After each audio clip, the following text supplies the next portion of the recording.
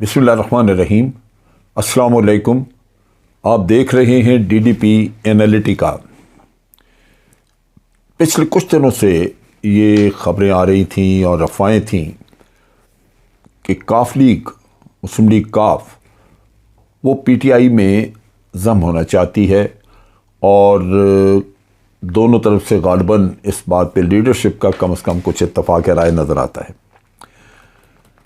कल चौधरी परवेज़ इलाही ने इसके बारे में बात की और कहा कि हाँ, ये हम करने जा रहे हैं।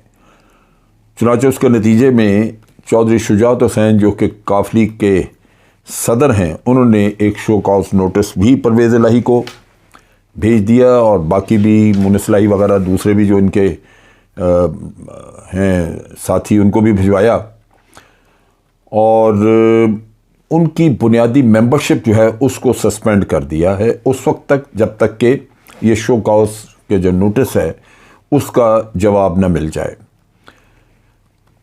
चौधरी शुजात ने उसमें कहा है नोटिस में कि PMLQ जो है इसकी अपनी एक शनाख्त है, इसका अपना एक वोट बैंक है और इसी के बलबूते पे जो आज मेंबरशिप वगैरह हैं हमारी पार्लियामेंट में और असम्बलियों में, वो इसी वजह से हैं कि हमने क्यू लीग की बुनियाद पे इलेक्शन लड़े।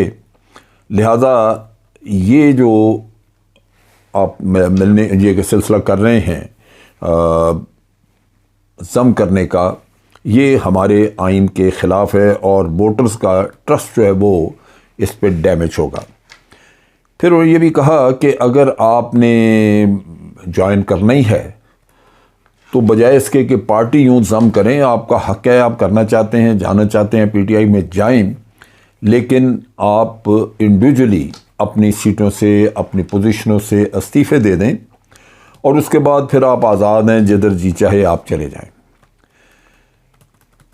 चौधरी परवेज़ इलाही एक मजा हुआ सियासतदान है, पुराना सियासतदान है, लिहाजा उन्होंने मुशावरत का एक बाकायदा सिलसिला शुरू किया।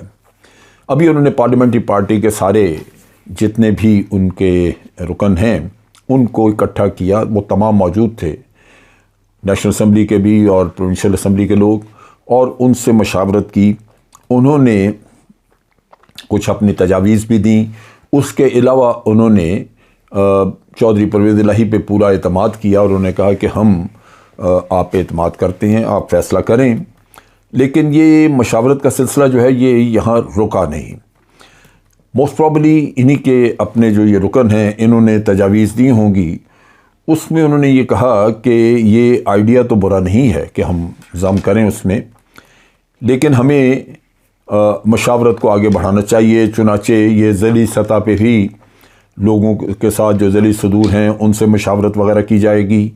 इसी तरह हर लेवल पे अपने वोटर्स वगैरह, ख़वातीन का विंग है पंजाब का, उनसे मशावरत की जाएगी और ये मशावरती अमल का आगाज़ जो है वो वकला विंग, लेबर विंग वगैरह, अक़लियती विंग, इनके जितने भी किसान और कल्चरल विंग वगैरह हैं, इन सब से ये मशावरत करेंगे और मशावरत करके फिर फ़ैसला होगा कि, और ये उसके साथ एक बड़ा इजलास भी करना चाहते हैं जिसमें ये तमाम लोगों को बुला के उनसे पूछ लें और मशवरा करके तो इसका फ़ैसला करें कि हमने क्या करना है। चुनांचे जो आपकी लीडरशिप जो इजलास में थी उन्होंने सब ने इस पे इत्तफ़ाक़ किया कि हाँ, हमें शरीक होना चाहिए, हमें कर लेना चाहिए ये।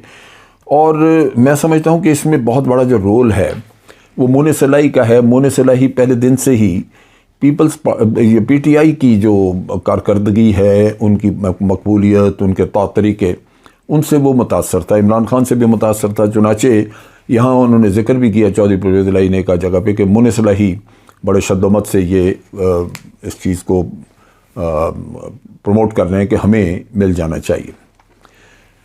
दूसरी तरफ हमने PTI की तरफ से अभी तक वो एक्टिविटी नहीं देखी, मशावरत का सिलसिला भी हमने नहीं देखा कि वहाँ क्या सूरत हाल है। कहीं ये तो नहीं कि इमरान खान अपने तौर पे ही फ़ैसला करके तो इनसे कुछ करना चाहते हैं, इस तरह का कोई माहिदा।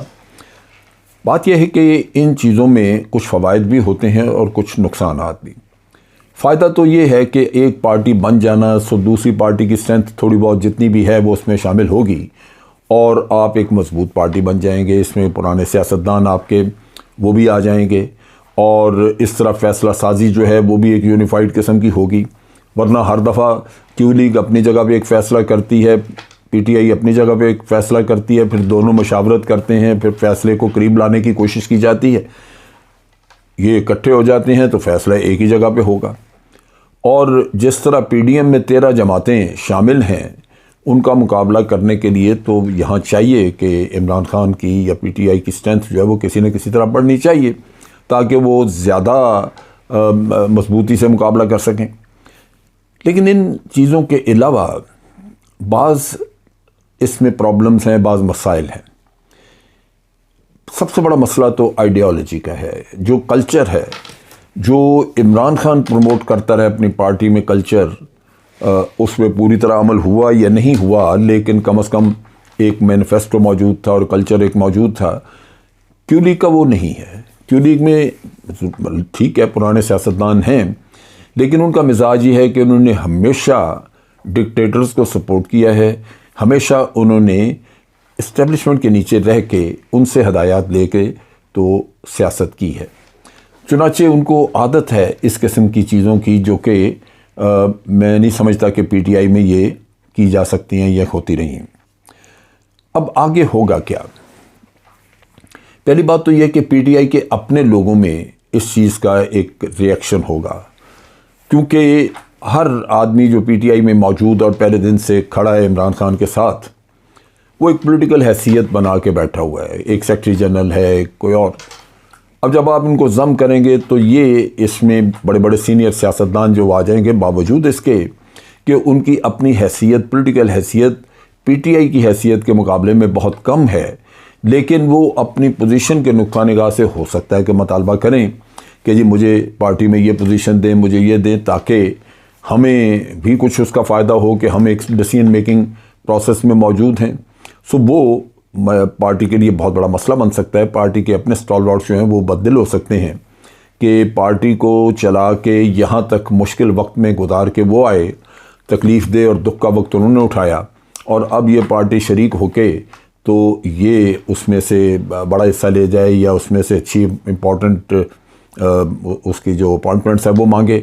سو یہ پارٹی کے لیے ایک بڑا مشکل فیصلہ ہوگا. چنانچہ عمران خان کو بھی بڑا گراس روٹ لیول تک نیچے جا کے مشورہ کرنا چاہیے تمام لوگوں کے ساتھ, اور ساتھ ساتھ یہ بھی ہونا چاہیے کہ پی ایم ایل کیو سے یہ کہا جائے کہ یا تو آپ بالکل غیر مشروط کوئی ہم سے مطالبہ کیے بغیر آپ اس میں شریک ہو جائیں, تو ہم فیصلے کریں گے کہ آپ کو کہاں ہم نے ایڈجسٹ کرنا ہے, کیسے کرنا ہے, تب تو ٹھیک ہے.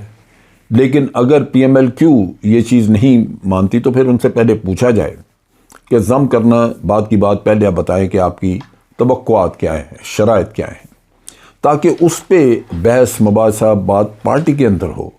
اور پی ٹی آئی کی اپنی جو اس وقت ممبرشپ ہے یا لوگ ہیں ان کو مطمئن کرنا انتہائی ضروری ہے, کیونکہ انہوں نے بڑا سخت وقت جو ہے وہ عمران خان کے ساتھ گزارا, ساتھ دیا اس کا.